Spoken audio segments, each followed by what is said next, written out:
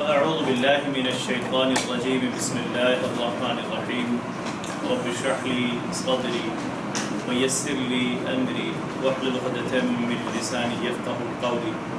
السلام علیکم ورحمۃ اللہ وبرکاتہ. وعلیکم السلام ورحمۃ اللہ وبرکاتہ. فہم القرآن آسان طریقے سے آج لیسن نمبر 2 کے لیے میں آپ سب کو ویلکم کہتا ہوں.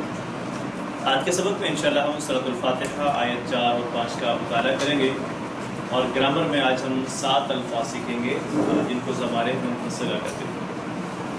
سبق شروع کرنے سے پہلے اگر ہم دوہرا لیں مختصراً جو کل ہم نے پہلا لیسن پڑھا تھا اس کا اعادہ کر لیتے ہیں. تو آپ لوگوں کے ذہن میں جو کچھ آپ لوگ مجھے بتائیے کل کے سبق میں کیا پڑھا تھا. جی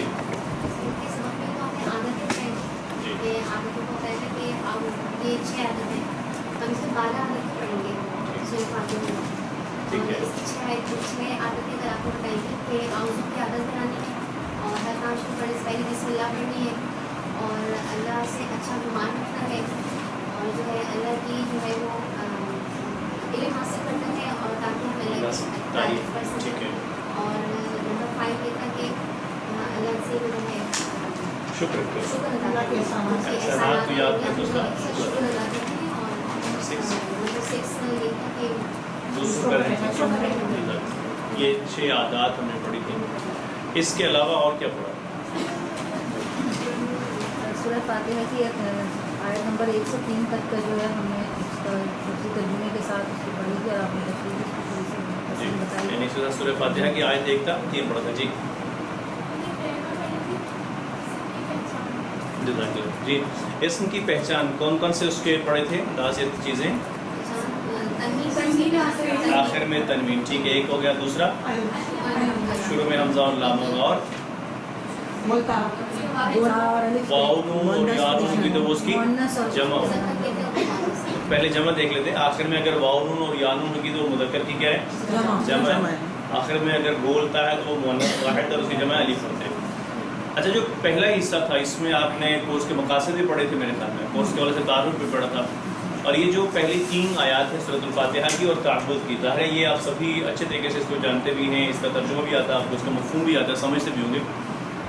لیکن کل کے سبق میں اگر آپ کو کوئی ان تینوں میں سے، یعنی تعبد، سورۃ الفاتحہ کی 3 آیات، یعنی 4 بن جائیں گے کل اگر ملا لے تو، ان میں کوئی بات جو آپ کو بہت اچھی لگی ہو یا کوئی نئی بات. اچھا، یہ جو بہت اچھی لگنے والی بات ہوتی ہے وہ 2 انداز سے ہوتی ہے. ایک تو ہوتی ہے علمی لحاظ سے، آپ کے لیے کوئی بات نہیں ہوتی، آپ کے علمی لحاظ سے ہوتی ہے.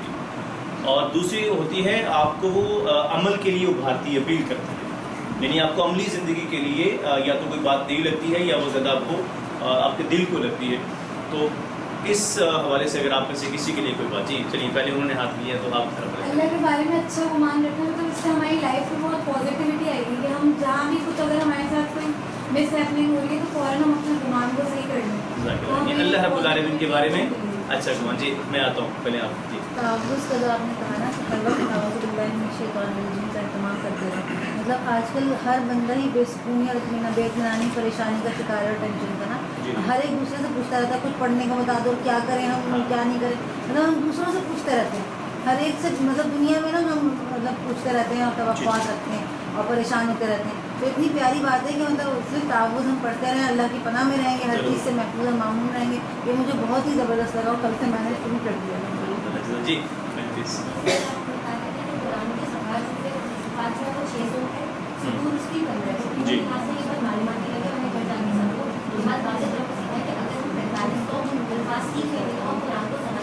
انشاءاللہ. جزاک اللہ. جی اور کوئی بات؟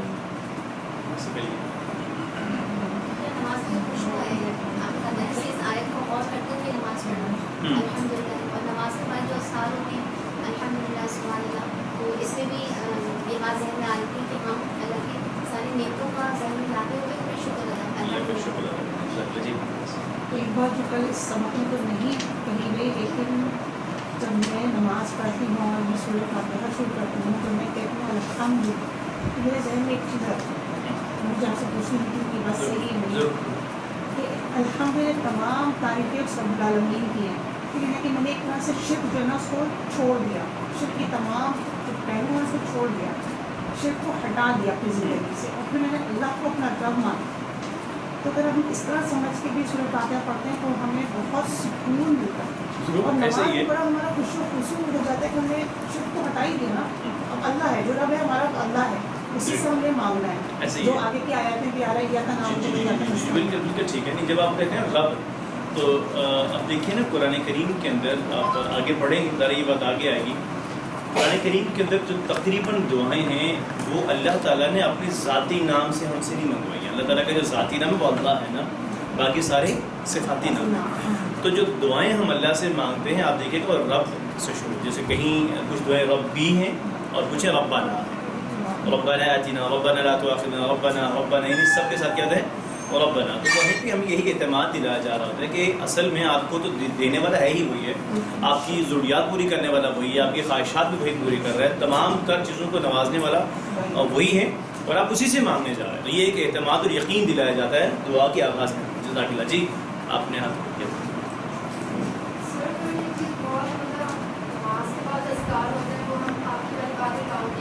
جی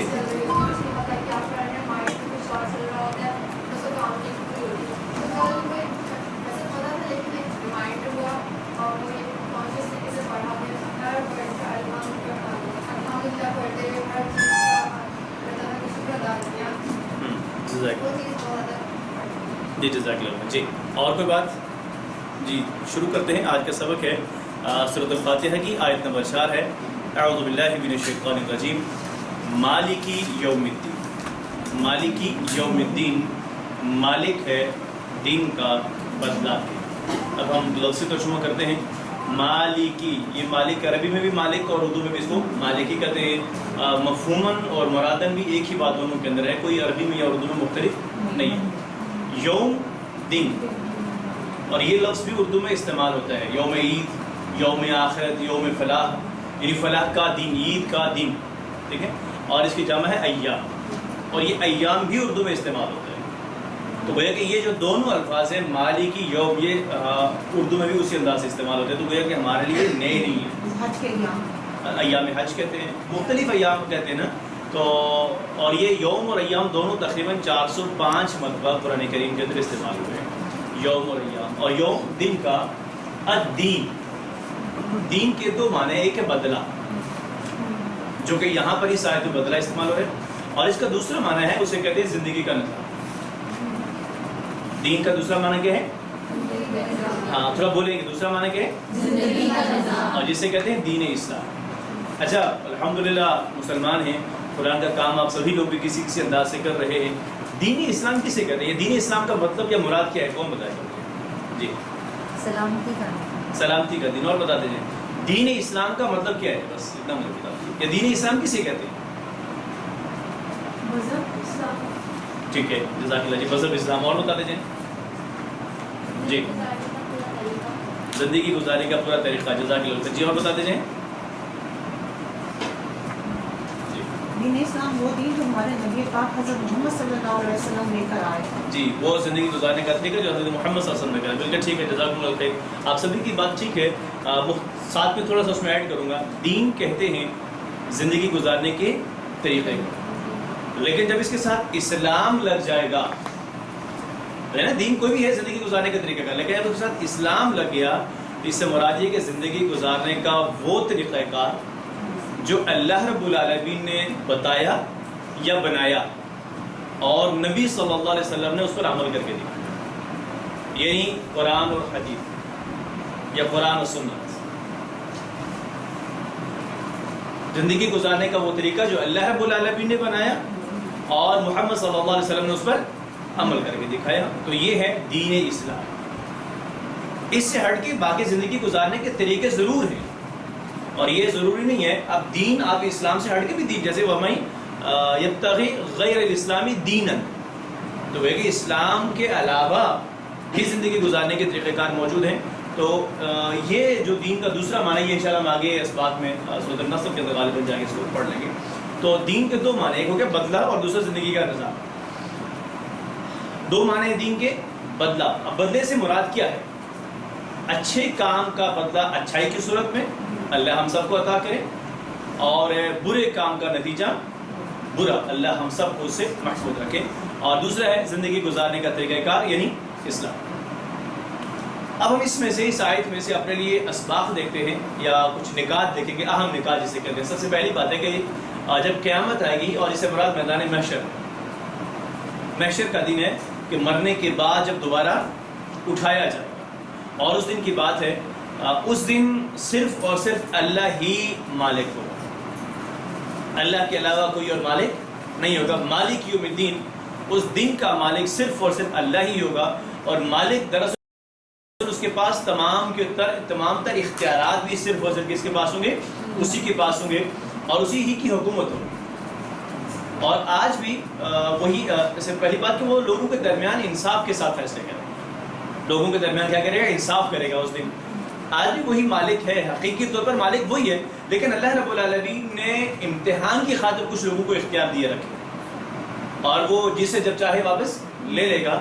اور وہ دن ایسا دن ہوگا، ظاہر ہے آپ نے اس کے حوالے سے بہت ڈیٹیل سے پڑھا ہے محشر کا دن، کہ کتنا خوفناک دن ہوگا کہ پہلی تو بات ہے کہ اس دن کسی کو بھی کسی کی سفارش کرنے کی اجازت نہیں ہوگی۔ من ذا الذی یشفع عنده الا باذنہ، سوائے اس کے کہ جس کو اجازت اللہ دے اور جس کے لیے دے گا۔ سفارش کی اجازت جس کو اللہ دے گا اور جس کے لیے دے گا، اور اس میں مثلا نبی مکرم صلی اللہ علیہ وسلم اللہ رب العالمین سے سفارش کریں گے، اور آپ وہ حدیث طویل حدیث ہے، بخاری شریف کے اندر آپ نے پڑھی بھی ہوگی کہ میرے لیے ایک حد مقرر کر دی جائے گی، اور میں اپنی امت کے لیے اللہ سے کیا کروں گا؟ سفارش کروں گا، اور میں جہنم سے اپنے امتی کو نکال کر جنت میں لاؤں گا۔ پھر یہاں تک کہ اس نے فرمایا کہ میں تیسری مرتبہ بھی جاؤں گا اور چوتھی مرتبہ بھی جاؤں گا، سوائے ان کے جن کو قرآن نے روکے رکھا، سوائے ان کے جن کو قرآن نے روکے رکھا، ان لوگوں کی میں سفارش نہیں کروں گا۔ اور اس سے مراد کیا ہے؟ سوائے ان کے جن کو قرآن نے روکے رکھا، یعنی جن کے لیے قرآن کریم میں اللہ رب العالمین نے یہ کہہ دیا کہ یہ ہمیشہ ہمیشہ کے لیے جہنم کے اندر رہیں گے، ان کے لیے نبی علیہ السلام سفارش نہیں کریں گے۔ اس کے ساتھ اس کے علاوہ قرآن کریم سفارش کرنا ہے، ہاں اللہ جس کے لیے اجازت دے گا نا، شہید نے سفارش کرنی ہے، نیک و صالح اولاد نے سفارش کرنی ہے۔ اور پھر قرآن کریم کی سفارش کا جو انداز ہے وہ تھوڑا مختلف ہو، القرآن حجت لک او علیک، محشر والے دن قرآن یا تو تیرے لیے حجت بنے گا یا تیرے خلاف ہے۔ اللہ تعالیٰ ہم سب کو محفوظ رکھے۔ اور ذرا سوچئے ایک لمحے کے لیے، آپ قرآن کے حقوق کے بارے میں اچھی طریقے سے جانتے ہیں، قرآن پر ایمان لانا الحمدللہ ہمیں سہرے کا ایمان ہے قرآن کریم کے اوپر، پڑھنا، اور صرف نہیں بلکہ ترتیل کے ساتھ پڑھنا یہ حق ہے۔ آج بدقسمتی کے ساتھ ہم قرآن کو پڑھتے بھی درست نہیں ہیں، اور بلکہ میں تو یہ کہوں گا کہ ہم قرآن کو اس طرح سے نہیں پڑھتے جیسے اس کو اللہ نے نازل کی ہے، ہم اس کو اپنے انداز سے پڑھتے ہیں، اور جس کے لیے آپ نے شاید کچھ نازلہ قرآن کی کلاس کی ہوگی، یا مزید انشاءاللہ کلاسز کے اندر میں اس کو بتاؤں گا کہ ہم اپنے انداز سے کیسے پڑھتے ہیں، جیسے اللہ نے نازل کیا ہم ویسے نہیں پڑھتے، اکثر ہم میں سے ایسے ہی۔ اور پھر ترتیل کے ساتھ پڑھنا، غور کرنا یعنی تدبر، اور اس کے بعد تذکر، اس پر عمل کرنا، نصیحت حاصل کرنا، پھر اس کو آگے دوسرے لوگوں تک پہنچانا، پھیلانا، اور اس کو نافذ کرنا۔ اگر وہاں کہیں اللہ رب العالمین کے سامنے جب ہم کھڑے حساب دے رہے ہوں گے اور قرآن آ جائے اور کہے اللہ میرے حقوق اس نے ادا نہیں کیے، تو وہاں کون آئے گا جو ہم بتائے؟ اور قرآن کریم میں بھی اللہ رب العالمین نے جگہ پہ فرمایا ہے کہ وہ یقول الرسول یا ربی ان قوم اتخذوا هذا القرآن مہجورا، اور رسول کہے گا ربا میری اس قوم نے، قومی سے مرادی ہم ہی لوگ امت محمدیہ صلی اللہ علیہ وسلم، میری اس قوم نے قرآن کو ترک کر دیا تھا، میں اس کی سفارش کروں۔ تو ذرا ہر ایک اپنے اپنے بارے میں سوچے کہ کہیں ہم نے قرآن کو تلاوت سے ترک تو نہیں کر دیا، کہیں ہم نے قرآن کو سمجھنے سے ترک تو نہیں کر دیا، کہیں ہم نے قرآن کریم کو اپنی زندگی میں لانے سے یعنی اس پر عمل کرنے سے ترک تو نہیں کر دیا، کہیں ہم نے قرآن کو دوسرے لوگوں تک پہنچانے سے ترک تو نہیں کیا، یعنی کسی درجے میں کہیں ایسا نہ کہ ہم تاریخ قرآن تو نہیں بن رہے اس وقت۔ اور آگے دیکھیے کہ جو انشاءاللہ کے احادیث ہم پڑھتے جائیں گے کہ جو شخص قرآن سے تعلق کو بنائے رکھتا ہے، جس انداز سے قرآن کو پڑھتا ہے، پڑھاتا ہے، دوسروں تک پہنچاتا ہے، عمل کرنے کی کوشش کرتا ہے، دوسروں تک پہنچانے کا ذریعہ بنتا ہے، ایسے شخص کے لیے جو قرآن کا دوست ہے، صرف حافظ نہیں بلکہ قرآن کا دوست، یقال لصاحب القرآن، محشر کے دن صاحب قرآن سے کہا جائے گا اقرأ ورتق، قرآن کو پڑھو اور جنت کے زینے چڑھتے ہیں، یہ صاحب قرآن ہے۔ فإن من، اور درمیان میں ہے کہ ورتل کما کنت ترتل فی الدنیا، قرآن کو ایسے ترتیل سے پڑھنا جیسے تم دنیا میں پڑھا. تو اپنے بارے میں پہلے سارے سوچیں کہ کیا میں روزانہ ترتیل سے قرآن پڑھتی ہوں یا نہیں پڑھتی. بالخصوص ہم نماز کے اندر جو قرآن کریم سورۃ الفاتحہ اور اس کے بعد جو آیات یا سورت پڑھتے ہیں، کیا اس وقت ہم اس کو ترتیل سے پڑھتے ہیں یا نہیں پڑھتے ہیں؟ اور یاد رکھیں قرآن کو ترتیل سے پڑھنا فرض ہے، کیونکہ اللہ نے قرآن کریم میں یہ حکم دیا ہے کہ ورتل القرآن ترتیلا، قرآن کو ترتیل سے پڑھیے. فرض اللہ کا حکم ہے، یہ لازمی ہے یہ کام. ہم ایک حکم کی تعمیل کے لیے، یعنی نماز اللہ کا حکم ہے، اس کی تعمیل کے لیے کھڑے ہوتے ہیں اور اسی کے اندر ہم اللہ کے دوسرے حکم کی نافرمانی کرتے ہیں، حکم عدولی کرتے ہیں. تو یہ پر سوچیے ذرا ہمارا رویہ کیسا ہے قرآن کریم کے ساتھ. وَرَتِّلْ كَمَا كُنْتَ تُرَتِّلُ فِي الدُّنْيَا فَإِنَّ مَنْزِلَتَكَ، بے شک تیری منزل عند آخری آیات تقرأها، اس کی اس آخری آیت پہ جسے تو پڑھے گا. یہ کون ہے؟ یہ صاحب قرآن. تصور کیجئے کہ ذرا وہ قیامت کا دن کتنا ہی بھیانک اور خوفناک ترین دن ہوگا. آپ سب مائیں اور آپ اپنی اولاد سے کتنا پیار کرتی ہیں یہ آپ خود اچھا جانتی ہیں، کوئی دوسرا نہیں جانتا کہ آپ اپنی اولاد سے کتنا پیار کرتی ہیں. اور آج اگر آپ دیکھیں کہ اولاد کو اگر کسی مشکل میں پھنس جاتی ہے یا مشکل میں نہ بھی ہو، والدین اپنی اولاد کے لیے کتنی تکالیف برداشت کرتے ہیں، صرف کس کے لیے؟ اپنی اولاد کے. اور یہ کچھ ہی عرصہ پہلے کشمیر میں ایک جگہ کی ایک مثال ہے، غالباً یہ جو پچھلا رمضان گزرا اس سے پچھلے رمضان کی مثال ہے، اور بہت ساری مثالیں ہیں. چلیے میں صرف ایک اس کا ذکر زیادہ تر کر لیتا ہوں کہ ایک کچا گھر تھا ایک شخص کا، اور یہ جو لکڑی کے شہتیر ہوتے ہیں نا وہ لگے ہوتے اس کے گھر میں، چھت اس کا بنا ہوا تھا، اس کے اوپر مٹی بھرا تھی. تو اس کے جو اہلیہ اور اس کا جو بچہ تھا وہ کچن میں تھے، اور اس کی اہلیہ افطاری کا جو وہ کچھ بنا رہی تھی. تو جو وہ خود وہ شخص تھا اور اپنی 2 معصوم بچیوں کے ساتھ سویا ہوا تھا. تو اچانک ایک وہ جو تھا نا شہتیر وہ ٹوٹ گیا، تو وہ جاگا اور ایک بچی کو لے کے باہر نکل گیا. اسے خیال ہے کہ میری تو دوسری بچی بھی اندر کمرے میں ہے. تو وہ اس بچی کو چھوٹی کو بھی اٹھائے ہوئے تھا، اس کو نیچے نہیں چھوڑا اور فوراً بھاگتا ہوا گیا دوسری بچی کو لانے کے لیے. اب اسی دوران وہ سارا چھت گر گیا اور وہ تینوں فوت ہو گئے. یہ جو تھا اس گرتے ہوئے مکان میں دوبارہ جانے کے لیے اس شخص کو، اس والد کو کس نے مجبور کیا؟ محبت. اس کی بیٹی سے محبت نے، اس کو اپنی بیٹی سے پیار تھا، وہ اس کو بچانا چاہتا تھا، اور اس کو بچانے کے لیے اس نے خود کو مشکل میں ڈال دیا اور وہ فوت ہو گیا. اور ذرا سوچیے کہ کتنا خوفناک ترین دن ہوگا وہ، کہ یہی بیٹی جب ایک نیکی مانگنے جائے گی، انکار کر دینا تو دور کی بات، انسان بھاگے گا. فَاللَّهُ يَفِرُّ يَوْمَ يَفِرُّ الْمَرْءُ مِنْ أَخِيهِ وَأُمِّهِ وَأَبِيهِ. سوچیے ذرا آپ اپنی ماں سے یا آپ اپنی اولاد سے ایک نیکی مانگنے ہیں تو انسان بھاگ جائے گا، دینا تو بہت دور کی بات ہے. اور ہر ایک اس دن صرف اور صرف کس کی پڑی ہوگی کہ اللہ آج میں کسی طرح بچاؤں. اور یود المجرم، مجرم یہ خواہش کرے گا، یہ چاہے گا، اس دن کی بات ہے کہ لو یفتدی، کہ کاش کہ آج، لو کا مطلب یہاں پہ کاش ہے کہ فدیے کے طور پہ میں دے دوں اپنی اولاد کو جنہوں نے میری پرورش کی، بس اپنی اہلیہ یعنی اپنی رفیق حیات کو، ومن فی الارض جمیعا، اور جو کچھ بھی زمین کے اندر تھا سب کچھ میں فدیے کے طور پہ دے دوں، اور ثم ینجی، اور اس سب کو فدیے کے طور پہ دینے کے بدلے میں مجھے کیا ملے؟ مجھے نجات مل جائے. تو اس قدر خوفناک دن ہو. ذرا سوچیں کہ یہ آیت ہم پڑھتے تو ہیں مالک یوم الدین، لیکن کبھی ایک لمحے کے لیے ہم نے اس دن کی طرف سوچا ہے؟ اور یہ سورج آج دیکھیں ہم یہاں، ابھی تو موسم بھی اچھا ہے، یہاں پر اے سی بھی لگایا ہوا ہے، پنکھا بھی لگایا ہوا ہے، پھر بھی یہاں ہمارے لیے کتنا مشکل ہوتا ہے. ذرا سوچیے کہ اس تپتی دھوپ کے اندر باہر روڈ کے اوپر ہم ننگے پاؤں 10 منٹ کھڑے ہو سکتے ہیں، اور یہ سورج تو بالکل 1 میل کے فاصلے پہ پہنچتا ہے، اور انسان ننگے بدن اور کپڑا نہیں ہوگا بدن کے پہنچتا ہے. کس قدر وہ خوفناک دن. اور اس دن اگر نصیب ہوگا تو صرف اور صرف اللہ رب العالمین کے عرش کا سایہ نصیب. اس کے لیے، اللہ کے عرش کے سائے کے لیے آپ کو اسی دنیا کے اندر محنت کرنی ہے. اور میں آگے چلنے سے پہلے ایک سوال یہاں پر آپ کے لیے چھوڑ کے جا رہا ہوں. ذرا یہ سوچیے کہ جو زندگی آج سے پہلے آپ لوگ گزار چکے ہیں، اس زندگی کے اندر آپ نے اللہ کے عرش کے سائے کے نیچے کھڑا ہونے کے لیے جو جو لوازمات، جو جو ضروریات، جو چیزیں چاہیے تھیں، کیا وہ آپ نے جمع کی ہے یا نہیں کی. اور اگر کر رہے ہیں تو الحمدللہ اس کے اندر مزید بہتری کی طرف چلیں. اور اگر نہیں کر سکے تو سوچئے کہ اس کے بدلے میں ہم نے اللہ کے عرش کے سائے کے بدلے میں ہم نے کس چیز کو خریدا ہے.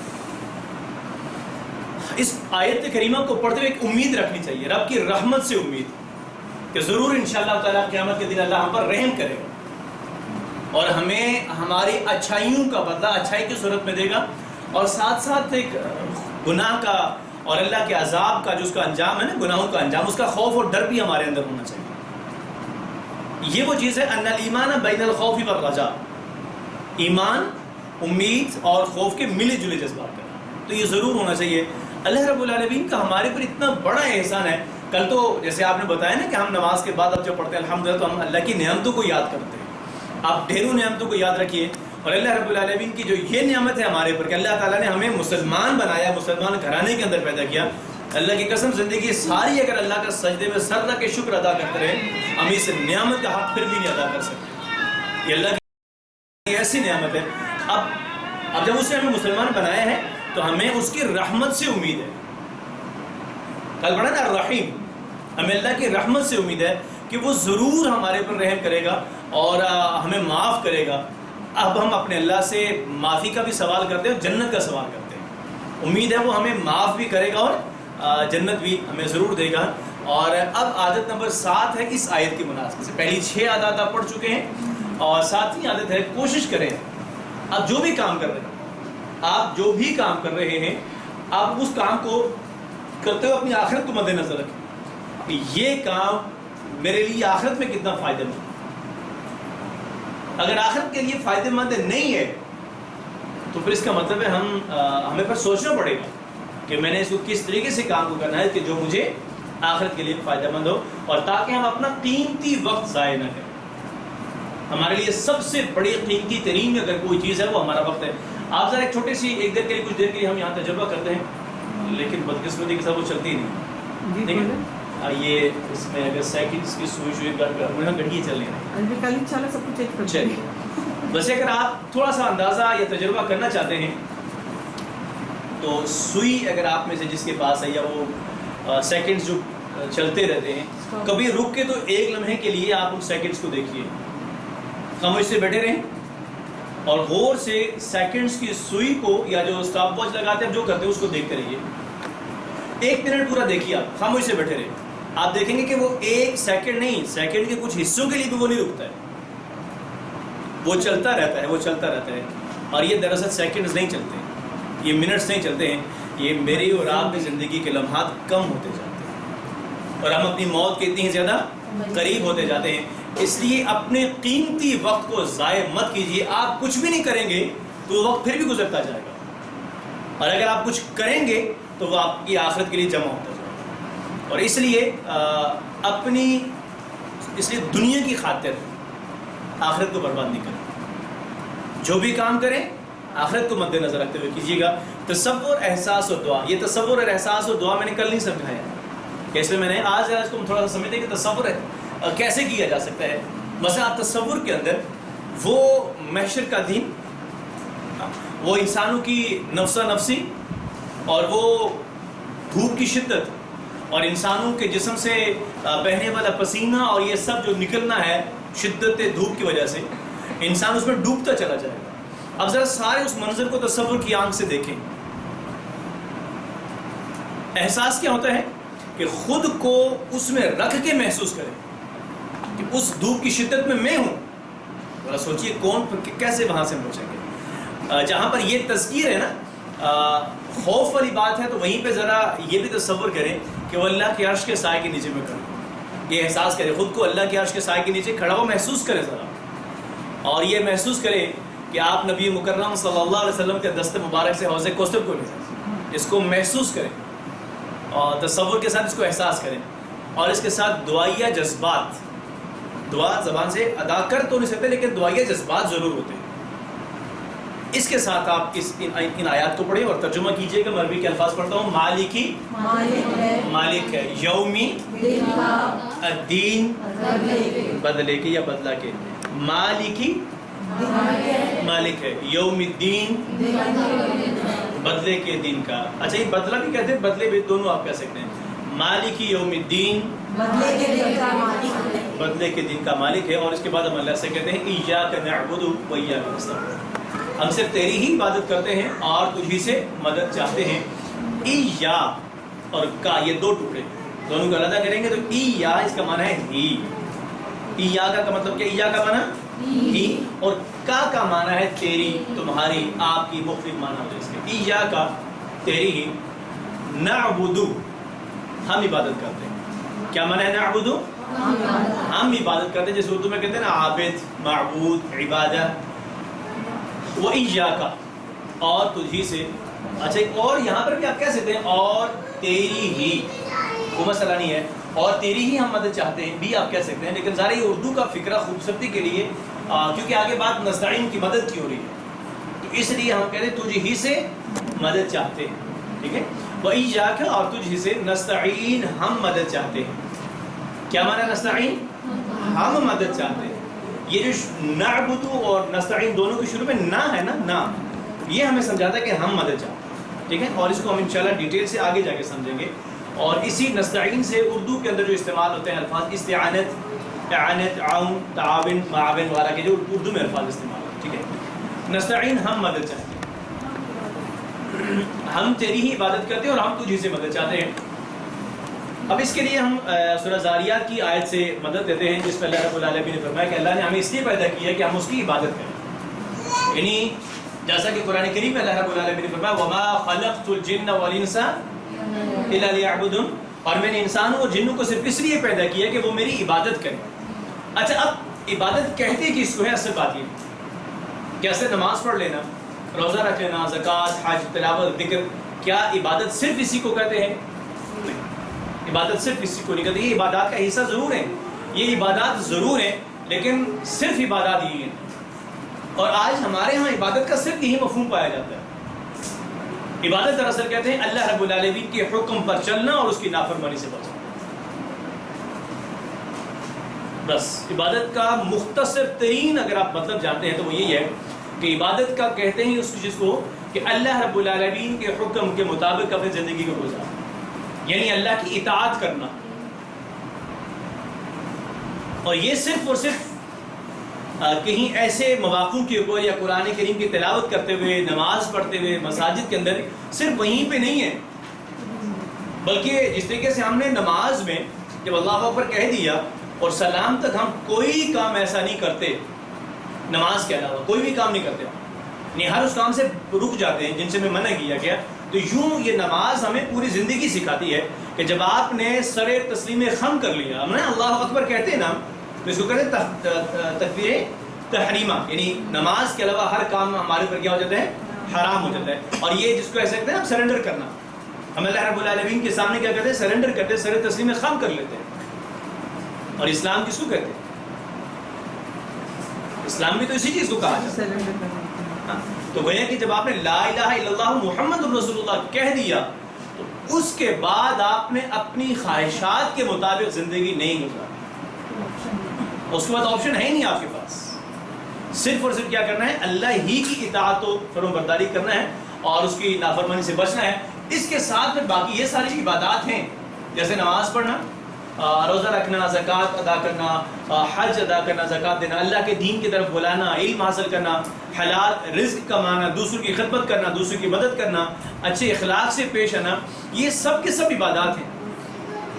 لیکن نماز کا اپنا ہی مقام ہے ان عبادات کا.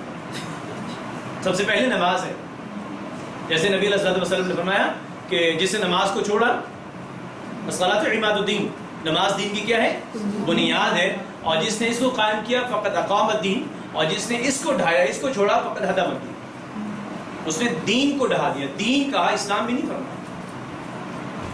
اور اسلام نماز جو ہے, اسلام اور کفر کے درمیان فرق کون سی چیز کرتی ہے؟ نماز.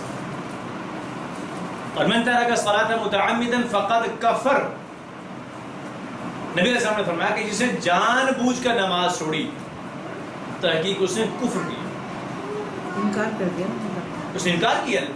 اور شیطان نے تو ایک سجدے کا انکار کیا تھا, ہم تو پتہ نہیں پھر کتنے کو کہتے تھے, اللہ ہم سب کو معاف. اور اس کے علاوہ محشر کے دن سب سے پہلی چیز جس کا بندے سے حساب لیا جائے گا وہ اس کی نماز ہے، اور اگر وہ اس میں کامیاب ہو گیا تو وہ جنت میں جائے. تو اس لیے اللہ کی اطاعت اور اس میں سب سے پہلی چیز نماز کو قائم کریں. اگلی بات ہے وَإِيَّاكَ نَسْتَعِينُ، تیری ہم مدد چاہتے ہیں. تو ہم اتنے کمزور ہیں کہ اللہ رب العالمین کے مدد کے بغیر ہم اپنی پیاس تک نہیں بجھا سکتے. تو اللہ رب العالمین کی عبادت اس کی مدد کے بغیر کیسے کر سکتے؟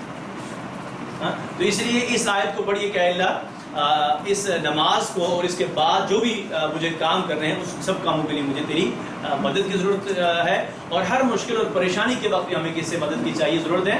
صرف اور صرف اللہ ہی سے. یہ ایک چیز تھوڑی سی ہمارے معاشرے میں آج ہمارا رویہ کیا ہے، کبھی کوئی پریشانی آتی ہے نا، یا گھر میں کوئی بیماری کوئی بھی آتا ہے تو پہلے ہم ادھر ادھر بہت ڈھونڈتے ہیں، حل ڈھونڈتے ہیں، جب کوئی نہ ملے تو پھر اللہ کے در پہ، یعنی پہلے اسباب اور پھر مسبب الاسباب کی طرف جاتے ہیں. وہ ایک شخص اپنا خود کا واقعہ سنا رہے تھے، شاید آپ لوگوں نے بھی سنا ہو کہ آج کل سوشل میڈیا کے ذریعے الحمدللہ یہ ایک اچھی چیزیں پھیل جاتی ہیں. تو وہ خود اپنا ذاتی واقعہ سنا رہے تھے اپنی کلاس کے اندر، بچوں کو بتا رہے تھے کہ وہ کہیں بین الممالک کہیں یورپین کنٹریز میں سے کہیں پہ تھے. انہوں نے کہا کہ فجر کی نماز جب ہم نے پڑھی تو نماز کے بعد جب لوگ چلے گئے تو ایک کونے میں بیٹھا ایک شخص رو رہا تھا اور اللہ سے دعا کر رہا تھا. انہوں نے پہلی چیز کہی کہ مجھے یہ بہت اچھا لگا، اور ایک تعجب ہو کہ پہلی بار کسی کو یوں اللہ سے روتے ہوئے بات کرتے تھے. اور میں انتظار کرتا رہا کہ اس کی دعا ختم ہو جائے. جب اس نے دعا ختم کی اٹھا تو میں بھی اٹھ کے دونوں جب چلنے لگے تو میں نے اس سے پہلے پوچھا کہ آپ رو رہے تھے، اللہ سے رو رو کے دعائیں کر رہے تھے، تو خیریت ہے، کسی پریشانی میں تو نہیں آپ؟ تو اس نے کہا ہاں میری بھتیجی بیمار ہے اور میں اس کے لیے اللہ سے دعا. اس نے کہا یوں چل رہے تھے ہم، تو میں نے اسے کہا کہ کیا میں آپ کی مدد کر سکتا ہوں فائنینشیلی اگر آپ کو پرابلمس ہے تو یوں اس وقت تک ہم مسجد کی گیٹ تک پہنچ گئے، دروازے تک. تو جب میں نے اسے کہا کہ میں آپ کی کو سپورٹ کر سکتا ہوں، مالی معاونت کر سکتا ہوں، اس نے کہا وہ جو باہر گاڑی کھڑی دیکھ رہے ہیں آپ کو مل گئی، اور وہ جو سامنے سپر مارکیٹ ہے میں اس کا مالک ہوں، اور میں اپنی بچی کو قیمتی ترین یا اچھے سے اچھے ہاسپٹل میں رکھ کے آیا ہوا، لیکن وہ ہاسپٹل، وہ ڈاکٹرز، وہ دوائیاں میری بچی کو صحت نہیں دے سکتی جب تک اللہ نہیں چاہے گا. اسباب ضرور، لیکن پہلے کس کے پاس ہے؟ مسبب الاسباب، جو اس سبب کو بنانے والا ہے. تو یہ وَإِيَّاكَ نَسْتَعِينُ، ہمیں صرف اور صرف تیری ہی مدد چاہیے. اور یاد رکھ لیجیے انسان کا اللہ رب العالمین کے بارے میں اللہ پر جتنا گمان ہوتا ہے نا، اللہ کا معاملہ بالکل ویسے ہی ہوتا ہے، کیونکہ اللہ تعالیٰ بندے کے ساتھ اس کی توقعات کے مطابق معاملہ کرتے ہیں. ہماری اللہ پہ بدقسمتی کے ساتھ آج ایمان اور توقعات وہ بہت نچلے درجے پہ چلی گئی ہے. آج ہمارا یقین زیادہ تر اسباب کی طرف چلا ہے. اصل بات ہمیں کرنا ہے یقین اللہ کے. تو تیری عبادت کرنے کے لیے بھی اللہ مجھے تیری مدد کی ضرورت ہے، اور اللہ سے یہ بھی دعا کرے کہ اے اللہ تو مجھے ایسی عبادت کرنے کی توفیق عطا فرما جو تجھے پسند آ جائے. اور اگر اللہ کو ہماری عبادت پسند آ گئی، اور ایک اور چیز تھوڑا سا تذکیر کے لیے کہہ سکتا ہوں، یا نماز میں بہتری لانے کے لیے، اب جب نماز پڑھ لیں نا تو سلام پھیرنے کے بعد جو اذکار ہے وہ کرنے کے بعد تھوڑا سا کچھ ایک آدھ منٹ کے لیے بیٹھیں اور آنکھ بند کر کے سوچیں کہ جس انداز سے میں نے ابھی یہ نماز پڑھی ہے کیا اس قابل ہے کہ اللہ کی بارگاہ میں یہ پیش ہو یا قبول ہو جائے میری؟ میں کس کے آگے تھا اور میں کس انداز سے میں نے پڑھی ہے. سر اگر پہلے کی سب سوچیں گے تو پھر تو سوری اگر پہلے والی سب سوچیں گے تو مشکل ہے. بس اللہ سے استغفار ہے نا، اس لیے تو کہتا ہوں کہ اب اس سے پہلے جو ہو گیا اس پہ کیا کریں؟ استغفار ہے. اور آگے کے لیے، اور یہ چیز میں بتاؤں کہ جس طریقے سے ہم نماز پڑھتے ہیں نا ابھی، اس سے کئی گنا اچھی ہم پڑھ سکتے ہیں، اس سے کئی گنا ہم اچھی پڑھ سکتے ہیں. تھوڑی سی مشقت چاہیے ہوتی ہے شروع میں، کیونکہ شیطان وہ ظالم ہے، وہ سخت ترین الفاظ آپ کہتے ہیں، خبیث کہتے ہیں، بغیرت کہتے ہیں، جو کہتے ہیں کہہ دیجیے اس کے لیے سبھی الفاظ ہیں. اس نے نماز کے اندر آ کے ہمیں پہلے تو اس کی کوشش ہے کہ آپ نماز ہی نہ پڑھیں. اب جب آپ پڑھ رہے ہیں تو اس کی پھر یہ کوشش ہے کہ یہ اس طرح سے نہ پڑھ سکے جیسے اس کو پڑھنی چاہیے. عادت نمبر 9 ہوگی ہماری ایاک نعبد نستعین کے حوالے سے. عادت نمبر 8 ہوگی ہماری ایاک نعبد کے حوالے سے نا، کہ ہر کام کو آخرت کو مد نظر سب رکھے کریں. نہیں بلکہ وہ تو گزر گئی 8 یہ میں نے بتائی نہیں ہے. ہر کام میں نیت کی عبادت. عادت نمبر 8 کیا ہے؟ نیت عبادت کی. پھر بولیے ہر کام کے اندر کیا ہوگا؟ عبادت. کیونکہ وہ عبادت تب بنے گا جب آپ اس کو اس طریقے سے کریں گے جیسے اس کام کو اللہ اور اس کے رسول نے کرنے کے لیے کہا ہے، اور نیت خالص ہوگی. عادت نمبر 9 ہے کہ آپ جو ہے ہر کام میں اللہ سے مدد مانگیں. عادت نمبر 9 کیا ہے؟ اللہ تعالیٰ سے مدد مانگو. جی ترجمہ کیجیے گا تصور احساس و دعا کے ساتھ. میں عربی کے الفاظ پڑھتا ہوں. ایاکا تیری ہی, نعبدو و ایاکا نستعین. ایاکا نعبدو, اور یہ ہم اللہ سے اگر سوچیے تھوڑا سا, یہ ہم اللہ کے سامنے کھڑے ہوئے کچھ اقرار کر رہے ہیں نا, کرتے نا اللہ سے, لیکن نماز کے بعد ہماری کیا واقعتاً اللہ ہی کی اطاعت و فرمانبرداری ہوتی ہے یا نہیں ہوتی؟ اور اگلی نماز میں پھر کھڑے ہو کے اللہ سے کہتے ایاکا نعبدو, کہ اللہ میں سے پوچھے تیری ہی اطاعت و فرمانبرداری کرتی ہوں, چلیے کرتا ہوں, اور آپ کرتی ہیں کریں گے, لیکن پھر نکل گئے تو پھر اللہ کی نافرمانی ویسی ویسی ہوتی رہتی ہے. لیکن اس کے باوجود دیکھیے نا اللہ تعالیٰ کیسی کریم ذات ہے, کیسی رحیم ذات ہے, کیسے ہمیں عنایت کیے جا رہے ہیں. وَإِيَّاكَ نَسْتَعِينُ, اور تجھی سے مدد چاہتے ہیں. إِيَّاكَ نَعْبُدُ وَإِيَّاكَ نَسْتَعِينُ, اور صرف تجھی سے مدد چاہتے ہیں. جزاکم اللہ خیر. یہ تھا سبق کا پہلا حصہ جس کے اندر ہم نے سورۃ الفاتحہ کی آیت نمبر 4 اور 5 کا مطالعہ کیا ہے. اب ہم چلتے ہیں سبق کے دوسرے صرف قواعد میں, یعنی گرامر میں. آج ہم یہ 7 الفاظ سیکھیں گے. تو جیسا کہ ہم نے آپ کو شروع میں بتایا ہے کہ ہم عربی لینگویج کے قواعد یا اس کے جو اصول ہے وہ نہیں پڑھتے. اگرچہ اگر آپ دیکھیں تو یہ خیر تو علیحدہ بات ہے کہ معلوم ہے یا نہیں ہے. جیسے یؤمنون ہے تو یہ یؤمنون کی ساری گرامر ہے, جیسے غائب جمع مذکر باب افعال محموز باب افعال میں سے ہے. اور اگر ہم چلے جائیں نہیں پڑھنی, اچھا یہ نہیں پڑھنی, ٹھیک ہے. تو ہم آپ کو یہ نہیں سکھاتے ہیں, بلکہ فعل مضارع مرفوع بثبوت النون لأنه من افعال الخمسہ والواو ضمیر متصل في محل رفع فاعل, سارا کچھ سے گزر رہا ہے. چلیے ہم نے یہ کچھ نہیں پڑھنا ہے, ٹھیک ہے. ہم صرف اتنا پڑھیں گے یؤمنون کا مطلب وہ سب ایمان لاتے ہیں. کتنا سمجھ آیا ہے؟ سبھی کو سمجھ آ گیا. چلیے تو اب ہم اس کے لیے جو جیسے تجوید کے اندر آپ نے شاید دیکھ لیا ہوگا ایک جو اچھا طریقہ تدریس ہے TPI کے ساتھ. تو کیوں ہے اس میں کام کیا کرنا ہوتا ہے, آپ نے اپنے سینسز کا استعمال کرنا. اور ایک چیز کے حوالے سے جب آپ کا ہاتھ بھی, آپ کے کان بھی, آپ کی آنکھ بھی, آپ کی زبان بھی, اور آپ کا ساتھ دماغ بھی استعمال ہوگا تو وہ بہت زیادہ وقت تک محفوظ رہتی ہے دراصل, ٹھیک ہے. اس میں ہم نے کان کا استعمال کرنا ہے, آنکھ کا کرنا ہے, دماغ کا, ہاتھ کا بولنا ہے, اکیلے میں پڑھنا ہے اور مل کر ساتھیوں کے ساتھ پڑھنا ہے, اور سب سے اہم بات ہے شوق کے ساتھ. تو TPI کے ساتھ اس کے ساتھ طریقہ کار کیا, سب سے پہلا کام کیا ہے سنیے, اور دوسرا دیکھیے. جی نیکسٹ سوچیے اور پھر بولیے, آگے بتائیے اور اچھا یہ کیوں کرتے ہیں ہم اشارہ. چلیے باقی سارے کام تو روٹین میں بھی استعمال ہوتے ہیں نا اس کے اندر, پڑھنے لکھنے کے لیے سنا بھی جاتا ہے, بولا بھی جاتا ہے, دیکھا بھی جاتا ہے, دماغ میں سوچا بھی جاتا ہے, لیکن اشارہ نہیں کیا جاتا. یہ ایک نئی چیز ہے آپ کے لیے اس طریقہ طریقے کے اندر. تو آپ لوگ ایسے موبائل پہ جب باتیں کر رہے ہوتے ہیں ایک ہاتھ سے تو دوسرا ہاتھ ہلا رہے ہوتے ہیں, باتیں کر رہے ہو, اشارے ہو رہے ہوتے ہیں. اچھا چلیے ہم کیوں کریں گے وہ تو بعد میں بتائیں گے, پہلے بتائیے آپ کیوں کرتے ہیں ایسا. نہیں سامنے نہیں ہے, وہ غائب بھی ہے تو پھر بھی عادتاً. چلیے ایک جواب ہے کہ عادتاً کرتے ہیں. اور بتائیے پتہ ہی نہیں چلتا, خود بہت ہاتھ ہو رہے. جی ہماری گفتگو جو ہے وہ ایکٹیو ہو جاتی ہے, ہمارے سینسز ابھی دیکھیے آپ مجھے بھی سننا, آپ نے ایسے ایسے. جی اور بتائیے اور کوئی جواب.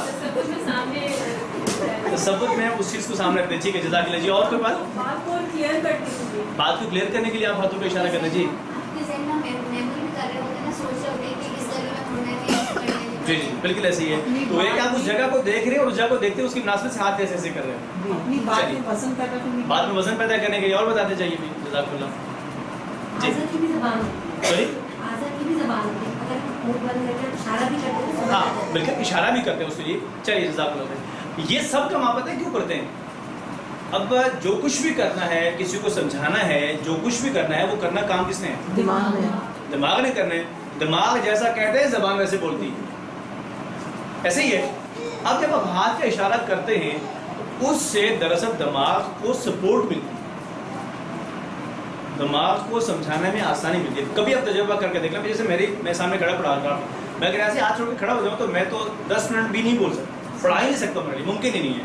اس لیے کہ مجھے پڑھانے میں ہاتھ بہت سپورٹ دے. تو گویا کہ ہاتھ سے کیا ملتی ہے, سپورٹ ملتی ہے. اور دماغ کے اسٹائلس کو استعمال کرنا ہے دماغ کو سکھانے کے لیے. اب جس طریقے سے دماغ دوسروں کو جب سمجھاتا ہے تو ہاتھ اس کو سپورٹ کرتا ہے. اگر ہم نے دماغ کو کوئی چیز بات سمجھانی ہے تو اس سے بھی تو دماغ کو سپورٹ ملنی ہے ہاتھ سے یا نہیں ملنی, اور وہ آپ دیکھیں گے کتنی زیادہ ملے گی. ذرا ہم اس کو دیکھتے ہیں. اور یہ جو ٹی پی آئی کا ٹوٹل فزیکل انٹریکشن جو ہے یہ سادہ اور انتہائی سادہ بہت ہی مؤثر طریقہ ہے. عربی زبان کے سیغوں کے لیے آسان ہے اور اس میں اشارے آسانی کے لیے مشکل کے لیے نہیں ہے. آپ کو شروع میں شاید لگے لیکن بعد میں آپ دیکھیں گے ان سے اتنی زیادہ قرآن فہمی میں ہیلپ ملتی ہے.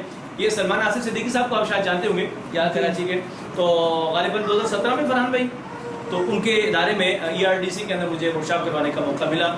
تو ایک دن ایسے ہو کہ ہمارے جو یہاں پر ساتھی تھے انہوں نے کہا کہ سعود بھی آپ کی کلاس سے میں بھی جانا چاہتا ہوں. تو میں نے کہا ٹھیک ہے. رمضان کے اندر غالباً کلاس تھی. تو شام کو جب واپس آئے کلاس پڑھا کے تو وہ مجھ سے پوچھتے کہ وہ میرے بیگ میں جو خاتون تھی وہ عالمہ تھی. تو میں نے کہا مجھے تو نہیں پتا, ذرا میں نے تعارف نہیں کیا, مجھے پتہ نہیں ہے. پھر میں نے ان سے پوچھا کہ آپ ایسے کیوں کہہ رہے ہیں, آپ کو کیسے لگا کہ وہ عالم ہے؟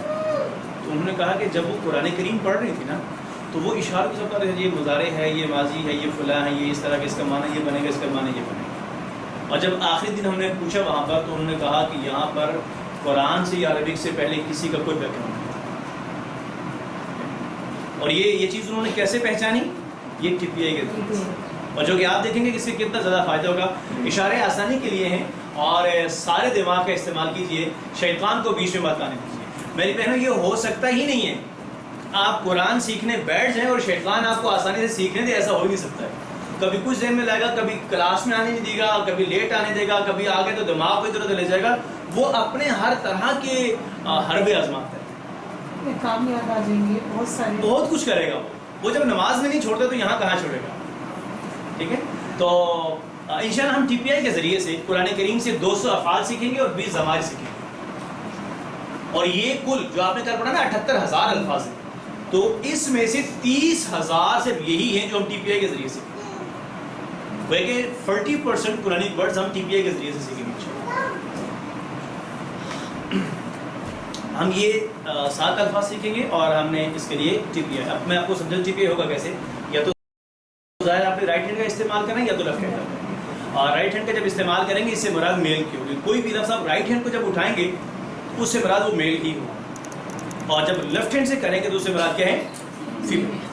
اور یہ اب آپ مجھے بتائیے, میں اشارہ نہیں کر رہا, پہلے آپ مجھے بتائیے کہ اگر آپ کے سامنے کوئی مخاطب ہے اور آپ نے یہ کہا کہ آپ یوں کہتے تھے یا آپ نے ایسے کہا تھا تو آپ کیسے اشارہ کرتے ہیں؟ اس کے سامنے کرتے ہیں. اچھا میں ایسا کہہ رہی ہوں, میں نے ایسا کہا تھا, یا ہم ایسے کہہ رہے ہیں, اپنی طرف اشارہ کر رہے ہیں. اچھا وہ یہ کچھ کہہ رہے تھے, تو یہ کوئی نئی لینگویج نہیں ہے, یہ وہی لینگویج ہے جو کہ ہم روٹین میں استعمال کرتے ہیں اشارے. اور یہ چیز کہ یہ جو انسان کی زبان سے ہٹ کے جتنی بھی چیزیں ہیں ہمارے جو اعضاء ہیں, سب سے اسٹرانگ اور مضبوط ترین اگر کوئی لینگویج ہے وہ ہاتھ کی. یہ جو بندہ سن نہیں سکتا اور بول نہیں سکتا وہ کس سے بات کرتے ہیں؟ اور یہ بہت مضبوط چیز ہے, لیکن ہم اس کو آج کل استعمال نہیں کرتے یا سمجھتے نہیں ہیں. اب ہم ان کے مناسبت سے دیکھتے ہیں کہ کیسے کریں گے یا ہم کیسے سمجھیں گے. جب آپ رائٹ ہینڈ کو استعمال کریں گے پہلی سے مراد کیا ہے, میل, اور لیفٹ ہینڈ سے فیمیل, بغیر کسی تمیز کے. اچھا اب ظاہر ہے یا تو آپ غائب کے لیے بات کریں گے تھرڈ پرسن, یا سامنے والے کے لیے یا اپنے لیے بات کریں گے. اگر آپ کسی ایسے شخص کے لیے بات کر رہے ہیں جو غائب ہے تو اس کے لیے آپ نے رائٹ ہینڈ کو اسے رائٹ سائڈ پہ لے جانا, جو کہ آپ نے بھی خود کر کے دکھایا کہ غائب کے لیے ویسے اشارہ کریں. ٹھیک ہے, اور جو مخاطب ہے سیکنڈ پرسن آپ کے سامنے, جو اس کے لیے آپ نے ہاتھ کو سامنے رکھا, اور اپنے لیے ایسے ہی مؤنث کے لیے بھی غائب, مخاطب اور متکلم. اردو کے اندر تو ایسا نہیں ہوتا لیکن عربی میں ایسا ہے. انگلش کے اندر بھی ایسا نہیں ہے لیکن عربک میں مختلف ہے. اردو میں اور انگلش میں واحد و جمع کا کانسیپٹ ہے, لیکن عربک میں واحد دو یعنی تثنیہ اور جمع کا کانسیپٹ ہے. ٹھیک ہے, ابھی ہم صرف واحد و جمع سیکھتے ہیں. کیوں سیکھتے ہیں وہ اس کا جواب میں اگلی سلائڈ میں جائے گا. اگر آپ کسی ایسے شخص کے لیے بات کریں جو ایک ہے اور غائب ہے اور میل ہے, تو آپ نے یوں دائیں ہاتھ کو دائیں جانب لے جانا. ذرا سارے کیجیے گا, your right hand on your right side please. یہ اسے فنگر سے ایسے ایک فنگر, ون فنگر پلیز.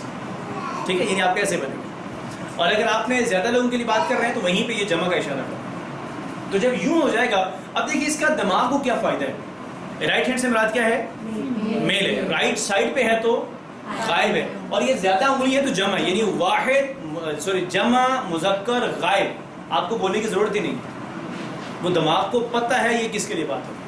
پھر ایسے ہی مخاطب ہے اور سامنے ہے ایک ہے تو آپ نے یوں اشارہ کرنا ہے، اور اگر جمع ہے تو ایسے کرنا ہے. پھر اپنے لیے واحد اور جمع کے لیے، اور مؤنث کے لیے بھی ایسے ہی واحد جمع واحد اور جمع واحد اور جمع. ٹھیک ہے. اب آئیے ہم اس طریقے سے ان کلمات کو پڑھیں گے. یہ ظاہر ہے اس میں آپ سب نے مل کے کام کرنا ہوگا، پڑھیں گے تو تبھی تو فائدہ ہوگا. تو جیسا میں پڑھتا ہوں ابھی آپ ویسے پڑھیے. وہ ایک مرد، وہ ایک مرد، پھر پڑھیے وہ ایک مرد، وہ ایک مرد، وہ ایک مرد، وہ ایک مرد، وہ سب مرد، وہ سب مرد، وہ سب مرد، وہ سب مرد، آپ ایک مرد، آپ ایک مرد، آپ سب مرد، آپ سب مرد، میں ایک مرد. میں ایک مرد. یہ سیکھنے کے لیے، ٹھیک ہے، کیونکہ اس کا جو لفظ استعمال ہوگا نا آپ یہ جسٹ سیکھنے کے لیے. ہم سب مرد. ہم سب مرد. اچھا مرد کہنے کی ضرورت ویسے ہے، ہم سب صحیح ہے ہم سب کافی ہے. کیوں؟ کہ دونوں میں یہ رائٹ جو ہے نا وہ میل کو ہی تو ظاہر کرتا ہے، تو دماغ یا زبان کو بولنے کی ضرورت نہیں ہے. وہ اب ایک بھی کہیں تو پھر بھی کوئی مسئلہ نہیں ہے، یا کہیں یا نہ کہیں، کیونکہ دماغ کو پتہ ہے کہ وہ ایک مرد کی بات ہی ہو رہی ہے. ٹھیک ہے. وہ سب، وہ سب، آپ، آپ سب، میں، ہم سب بھی کہیں تو زیادہ بہتر ہے، کیونکہ ہم اکثر واحد بھی ہم اپنے لیے استعمال ہوتا ہے. اب ہم ان سے عربی کے الفاظ پڑھیے. ہوا، رائٹ، ہم، انت، انتم، انا، جس کو لمبا نہیں کیجیے گا، انا نہیں کیجیے گا، یہ انا ہے. ٹھیک ہے. انا، نحن، ہیا، لیفٹ ہینڈ سے. یہ عورت کے لیے. ہاں ہیا وہ عورت. ٹھیک ہے. پھر پڑھیں گے ہوا، ہم،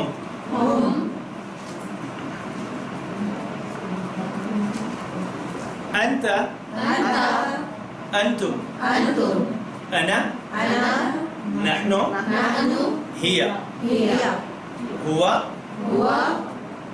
رائٹ ہینڈ سے. آپ لوگ میرے ملک کے خلاف سے لیں گے، جب میں ادھر اشارہ کروں گا تو آپ ادھر کرنا. ٹھیک ہے جی. پھر پڑھیے ہوا، ہم، انت، انتم، انا، نحن. اب آپ نے ادھر اشارہ کرنا. ٹھیک ہے. ہیا. اب اگر ویسے میں آپ نے شاید پڑھی تو ہوں گی، لیکن اگر میں ایک لمحے کے لیے ان کو چھپا دیتا ہوں یہاں سے سامنے سے سائڈ کو ہی، تو آپ بتائیے ہوا کا مطلب کیا ہے؟ وہ ایک مرد، ہم، وہ سب مرد، انتم، آپ سب مرد، انتم، آپ سب. آپ سب. ٹھیک ہے. انتم اور انتا تم، ایک. ٹھیک ہے. نحن، ہم سب، ٹھیک ہے. ہم، ٹھیک ہے. ہم سب ایک ہی بات ہے. ہم، وہ سب عورتیں، وہ سب مرد ہیں. رائٹ ہے. وہ سب. تو یہ ترجمہ آپ کو کس نے بتایا اس کے؟ اشارے ابھی تو ہم نے پڑھے نہیں ہیں. صحیح. یہ کس کے ذریعے سے پتہ چلا؟ یا اگر میں ایسے کھڑے ہو کے پوچھتا رہا ہوا ہوں تو میرے خیال میں رٹائی لگا کر بھی تو وہ پھٹ بھول جائے. ٹھیک ہے. تو یہ ہے دراصل ٹی پی آئی کا فائدہ کہ جس سے آپ کو یاد رہتا ہے. ٹھیک ہے. چلیے اب آپ ترجمہ کیجئے میرے ساتھ. ہوا، وہ، ہم، انت، انتم، انا، نحن، ہیا. ہوا، ہم، انت، انتم، انا، نحن، ہیا. پھر پڑھ لیں. ہوا، ہم، انت، انتم، انا، نحن، ہیا. اچھا. اب ہم عربی کے الفاظ ملا کے پڑھتے ہیں کیونکہ ترجمہ تو آپ کو آ جائے گا جب آپ اشارے سے کریں گے. اب ہم یہ کرتے ہیں کہ اشارے کے ساتھ لفظ کو برابر کرنا سیکھتے ہیں. اب بہت آسان ہے. ہوا اگر ہے تو اس کے ساتھ صرف آخر میں اسی ہا کے آخر میں ہوم لگا دیں، میم ساکن لگا دیں. انتا ہے تو اسی تا کے بعد آپ نے میم ساکن لگانا بس. تو پڑھیے ہوا، ہم، پھر پڑھیے ہوا، ہم، انت، انتم، انا، نحن، ہیا. پھر پڑھیے ہوا، ہم، انت، انتم، انا، نحن، ہیا. ہوا، ہم، رائٹ ہینڈ سے انت انتم انت انتم انا نحن انا نحن هي هي هو هم هو هم انت انتم انت انتم رائٹ ہینڈ سے رائٹ ہینڈ سے رائٹ سے جی انا نحن انا نحن هي هي جب آپ میرے اشارے کے ساتھ کریں ٹھیک ہے. اچھا یہ خالی عربی رٹے انداز سے نہ پڑھیں بلکہ آپ محسوس کریں کہ اس طرف کوئی ہے میل کے لیے آپ بات کر رہے ہیں وہ سب میل ہیں آپ سب میل ہیں ہم تو یوں اس کو محسوس کرتے ہوئے پڑھیں. خالی عربی کے الفاظ رٹا رٹائی پڑھنے سے کوئی فائدہ اس طریقے سے نہیں ہے ٹھیک ہے جی. پڑھیے میرے اشارے کے ساتھ دوبارہ پڑھیے سارے پڑھیے پھر نہیں آپ میرے ہاتھ کو دیکھیے اس کو نہ دیکھیے جی. انتم انا نحن هي پڑھیے هو هم انت انتم انا نحن هي. چلیے جزاکم اللہ خیر. جو اصل مراد ہے اس کو پڑھنے کا مقصد یہ ہے کہ قرآن کریم میں جہاں کہیں بھی یہ استعمال ہوں گے تو آپ کو سمجھ آنا چاہیے کہ اس سے مراد پہلی بات ہے میل کی ہے واحد کی ہے غائب کی ہے مخاطب کی ہے یا متکلم کی ہے اور جمع کی ٹھیک ہے اصل ٹارگٹ کی ہے. اور یہ سارے الفاظ جو ہیں یہ سارے کے سارے جب آپ پڑھتے ہیں ان کو شوق اور محبت کے ساتھ پڑھیے اور اس کو جیسے حدیث مبارکہ بھی ہے نا انما الاعمال بالنیات اعمال آپ جو بھی عمل کریں گے اس کا بدلہ یا نتیجہ کس پہ ہے نیت پہ. یہ سارے قرآن کے حروف ہیں. یہ دیکھیں ہوا 481 ٹائم قرآن کریم کے اندر استعمال ہوا ہے. اسی طریقے سے ہوم دیکھ لیں اور تمام سارے الفاظ کے ساتھ دیکھ لیں کہ قرآن میں کتنی مرتبہ استعمال ہوئی ہے ٹھیک ہے. ان کو قرآن کے الفاظ سمجھتے ہوئے آپ نے پڑھنا ہے. عربی گرامر ہم نہیں سیکھتے ہم قرآن سیکھ رہے ہیں جو کچھ بھی سیکھ رہے ہیں قرآن کی مناسبت سے ہی ہوگا. اور جب آپ اس کو قرآن سمجھ کر پڑھیں گے تو آپ کو ہر حرف کے بدلے میں نیکی ملے گی نہیں ملے گی. اور یہ اس کی اہمیت کا اندازہ ہمیں اس دن ہوگا جب محشر کے دن ہم اٹھیں گے اور ہمیں اعمال نامہ دیا جائے گا اور ہمارے اعمال نامہ میں یہ نیکیاں کس طرح سے ہوگی. اور کر لیں جب تک آنکھ کھلی ہے درست نیت سے جو کچھ ورنہ اس دن انسان کہے گا یقول یا لیتنی قدمت لحیاتی اے کاش کہ میں اپنی اس زندگی کے لیے کچھ بھیج دوں ٹھیک ہے. اب سوال ہے کہ عربی گرامر میں تو یہ 14 صیغے ہوتے ہیں ٹھیک ہے. 14 ہم نے سے 7 کا انتخاب کیوں کیے اس لیے کہ 2 اور جو مؤنث ہے یہ دونوں قرآن کریم کے اندر تقریباً 4 سے 7% استعمال ہوئے بہت کم استعمال ہوئے. ہم ان کو مائنس نہیں کر رہے ہم ان کو سیکھیں گے لیکن اگلے اسباق کے اندر. ابھی ہم صرف وہ سیکھتے ہیں جو بہت زیادہ قرآن کریم کے اندر استعمال ہوتے ہیں. تو اب ہم یہ ضمائر ہیں. اچھا سوری میں نے شروع میں بتایا یہ جو ہوا ہم آپ نے پڑھا ان کو ضمائر کرتے ہیں عربی کے اندر. اور ضمیر کسے کہتے ہیں جو کسی شخص کے نام کی جگہ پر استعمال کی جاتی ہے. پروناؤنس یہ سارے پروناؤنس جیسے ہی شی دے آئی وی یو یہ سارے وہ ضمائر منفصلہ کہتے ہیں ان کو. اور یہ ہمیشہ ان کا استعمال یہ ہو کہ اسم سے پہلے ہوتے ہیں ان کے بعد اسم ہوتا ہے. اب ہم نے ظاہر ہے کل اسم کو پڑھ لیا تھا نا اس کی پہچان واحد سے جمع بنانے کا طریقہ کار. اب ہم واحد کے ساتھ واحد اور جمع کے ساتھ جمع بنا کر پڑھتے ہیں. ہوا مسلم سارے پڑھیے ہوا مسلم ہم مسلمون انت مسلم انتم مسلمون ایسے سیدھا رکھیے گا. انا مسلم نحن مسلمون ہوا مسلم ہم مسلمون انت مسلم انتم مسلمون انا مسلم نحن مسلمون. اچھا اب آپ مجھے یقینا ترجمہ کر سکتے ہیں اگر میں سامنے سے سلائڈ ہٹا بھی دوں. ذرا سوچ کے ترجمہ کیجئے ہوا مسلم ماشاء اللہ. پھر ترجمہ کیجئے ہوا مسلم ہم مسلمون انت مسلم انتم مسلمون انا مسلم نحن مسلمون. اب ہم نے پہلے سبق میں مقاصد میں یہ پڑھا تھا کہ عربی مضمون کی مناسبت سے ہم کچھ بول چال سیکھیں ٹھیک ہے. اب ہم ان کی مناسبت سے کچھ بول چال کے الفاظ دیکھتے ہیں جیسے المحادثۃ العربیہ یعنی عربک میں بات چیت کریں گے. تو ایک نیا لفظ ہے آپ کے لیے من. کون اگر یہ فقرے کے شروع میں آئے گا نا تو اس کا معنی کون. باقی ڈیٹیلز ہم اس کے بارے میں بعد میں پڑھیں گے جب اس کے اپنی جگہ آئے گی سیکھنے کے لیے. تو یہ سوال کرنے کے لیے استعمال ہوتا ہے. اس کے لیے استعمال ہوتا ہے بات چیت میں سوال کرنے کے لیے استعمال ہوتا ہے. جیسے آپ استعمال کرتے ہیں ہو آر یو آپ پوچھتے ہیں نا سوال یہ نا آپ کون ہیں. تو اب ہم اس کو سیکھیں گے. تو آپ اگر مجھے جواب دے دیں من ہوا کا مطلب کیا ہوگا؟ وہ کون ہے. وہ کون ہے؟ اور ہوا مسلم؟ نہیں, ہوا مسلم وہ مسلمان ہے. چلیے آپ پھر مجھے جواب دیں گے, ٹھیک ہے, عربی میں. مجھے یوں سمجھ ہم بات چیت کر رہے ہیں, تکلم کر رہے ہیں عربی کے, ٹھیک ہے. من ہوا اشاروں کے ساتھ, اشاروں کے بغیر گرامر میں اشارے کے بغیر کچھ بھی نہیں ہوگا, ٹھیک ہے, اس میں صرف اور صرف اشارے. پھر جواب دیجیے من ہوا, من ہم مسلمون. سوچ کے جواب دیجیے گا. من انت, انت مسلم. یہ ہوگا انا. آپ کون ہیں تو میں مسلمان. جی, من انت, انا, اس کو لمبا نہیں کیجیے, ٹھیک ہے, انا مسلم. من انتم, اچھا یہ عربی نہیں پڑھی ہے, ہم اس کو بات چیت کرتے ہیں. تکلم کا اپنا ایک انداز ہوتا ہے اور عربی ٹیکسٹ پڑھنے کا اپنا ایک انداز. تو آپ اس کو تکلم کے اندر سے پڑھیے. مجھے جواب دیجیے.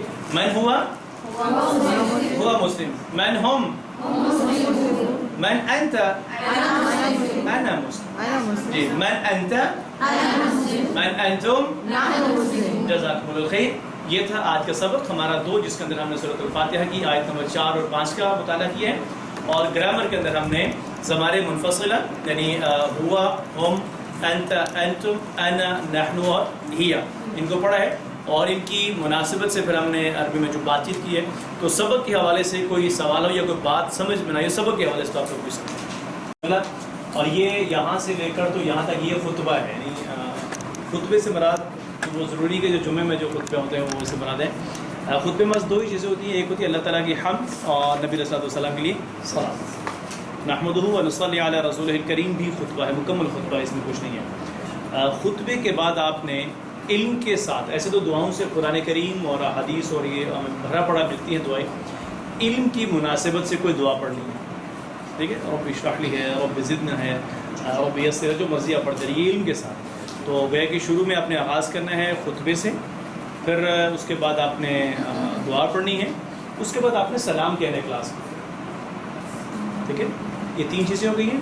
چوتھی چیز آپ کا جو بھی سبق چل رہا ہے, جیسے یہ ہے نا فہم القرآن آسان طریقے سے, لیسن نمبر 2 ہے آج کا, تو آپ نے اس سبق میں کلاس کو ویلکم کیا. کتنی باتیں ہو گئی ہیں؟ 4. بسم اللہ پڑھنی ہے. ہاں وہ تو ٹھیک ہے, خطبہ پہ وہ دعا. ایک ہی ہے. اچھا, یہ جو حمد اور دعا ہے, صلاۃ ہے, یہ ایک ہی بات ہے, خطبہ, ٹھیک ہے. اگر یا تو خطبہ کہیں اس کو یا پھر علیحدہ کریں گے تو حمد اور صلاۃ ہو جائے گا. اس کے بعد آپ نے سبق شروع کرنا. اچھا, جب یہاں پر ابھی جیسے آج آپ کا سبق نمبر 2 ہے, تو یہاں پر ہم بتا رہے ہیں کہ آج ہم نے کیا کچھ پڑھنا ہے. پڑھانے سے پہلے, یہاں آنے سے پہلے یہیں پہ آپ نے کلاس سے اعادہ کرنا ہے پچھلے کلاس کا, جو کل کا سبق اعادہ کریں گے جو آپ نے کل پڑھایا ہے, تاکہ آپ کا اگلا سبق پڑھنے سے پہلے پچھلا اس کو دوبارہ کیا ہو جائے, ایک دفعہ مختصراً اس کی ریویژن ہو جائے. اور یہ جو خلاصہ ہوگا یہ ٹرینر نے یا آپ نے نہیں کرنا, یہ اپنے کلاس سے خلاصہ لینا. پڑھے ہوئے کا خلاصہ آپ نے خود نہیں بیان کرنا, وہ کلاس سے لینا ہے. اور اس کے لیے آغاز میں آپ جب پڑھائیں گے, یہ اس وقت کی بات کر رہا ہوں, آپ یوں کسی کو کہیں نہیں کہ آپ کر رہے ہیں, بلکہ اس پہ آپشن چھوڑ دیں شروع میں نا, تاکہ آپ کسی سے پوچھیں, ہو سکتا ہے اس کو نہیں آتا ہوگا تو وہ تھوڑی سی ایک انسلٹ فیل کریں گے یا ایسا سے کمپیری یا کچھ اس طریقے سے. آپ آپشن چھوڑ دیں, جس کو جواب آتا ہے اس پہ چھوڑ دیں, ٹھیک ہے. اس کے بعد آپ سبق پڑھائیں. سبق پڑھاتے ہوئے اب یہاں پر یہ جو پہلے آپ کے سامنے آیت آ رہی ہے سیدھی سیدھی مالک یوم الدین, یہاں پہ کچھ بھی نہیں کرنا, صرف اتنا کرنا ہے کہ تینوں الفاظ یہ جو بھی آیت ہے پڑھا اور ترجمہ کیا, ٹھیک ہے. اب آپ نے لفظ شروع کر دیا, اور جس لفظ کو کریں گے نا, آپ یہ دیکھیں اس نے ہم نے اس کو یوں کلر کر کے ہائی لائٹ کیا ہوا ہے کہ اب اس میں اس سلائڈ کے اندر میں نے یوم الدین کو پڑھنا ہی نہیں ہے, یا اس کے بارے میں کچھ بھی نہیں بتانا ہے, صرف اور صرف مالک کے بارے میں بتاؤں گا, جو کچھ بھی بتاؤں گا. اب یوم کا نمبر اپنا یہاں پر آپ نے صرف اور صرف یوم کو ہی ڈیفائن کرنا ہے, اس کی ڈیفینیشن جو کچھ بتانا چاہتے ہیں یوم کے حوالے سے بتائیں گے, مالک اور دین کے حوالے سے یہاں پہ نہیں کریں گے. اور یہاں پر اگر کس کے لیے کریں گے, دین.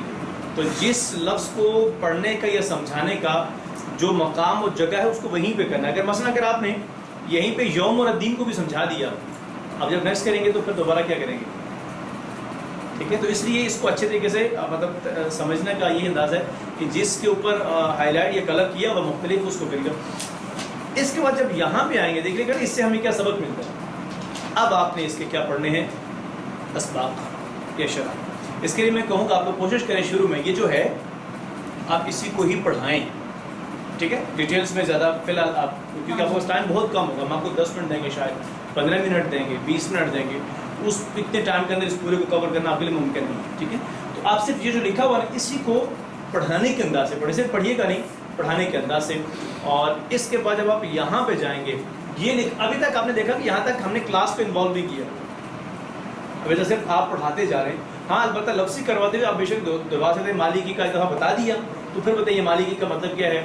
اچھا یوم, آپ ایک دفعہ یوم کی جمع بتا دی ایام, پھر آپ کہہ سکتے ہیں یوم کا مطلب کیا ہے, یوم کا مطلب کیا ہے, یوم کی جمع کیا ہے. پڑھانے کے بعد یہاں آئیں گے تو کلاس کو آپ نے انوالو شروع کرنا.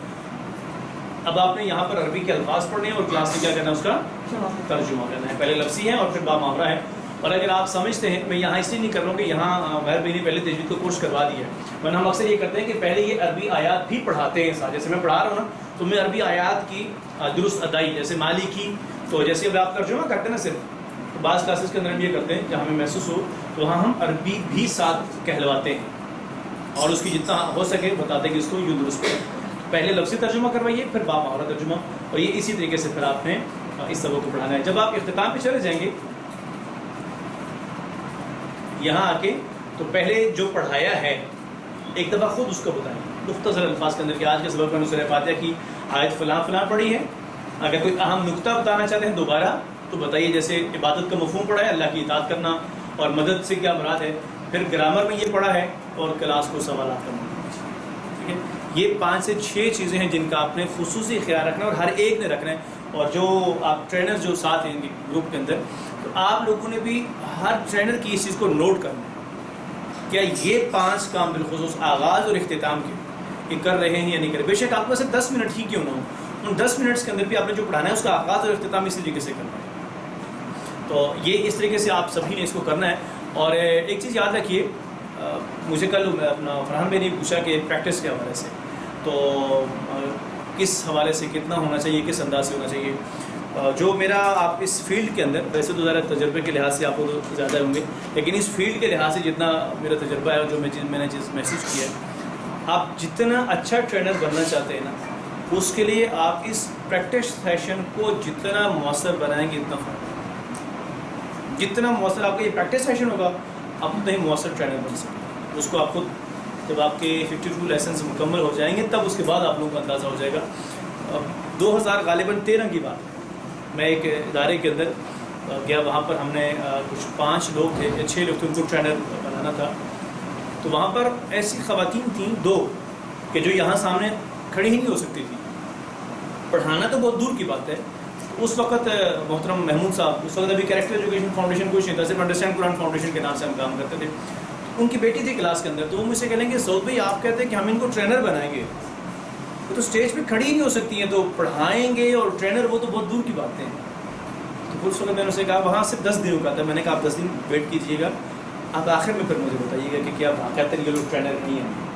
اور اس کے بعد کسی ایک ایونٹ کے اندر میری سسٹر وہ اکٹھے کسی پروگرام کے اندر تھی اسلام آباد میں نا, تو انہوں نے کہا کہ میں حیران تھی کہ جب آخری دن وہ سامنے آ کے پریزنٹیشن دینے تھے, مجھے یقین نہیں ہو رہا تھا کہ آج سے 10 دن پہلے یہی وہی بہن تھی جو آج ہے.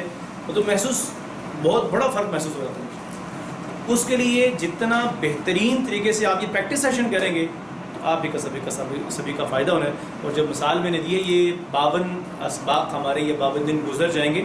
آپ جتنا اس کو مؤثر اور مفید بنانا چاہتے بنائیے, اور اگر نہیں بنانا چاہیں گے تو یہ گزر جائے گا, اس نے انتظار نہیں کرنا.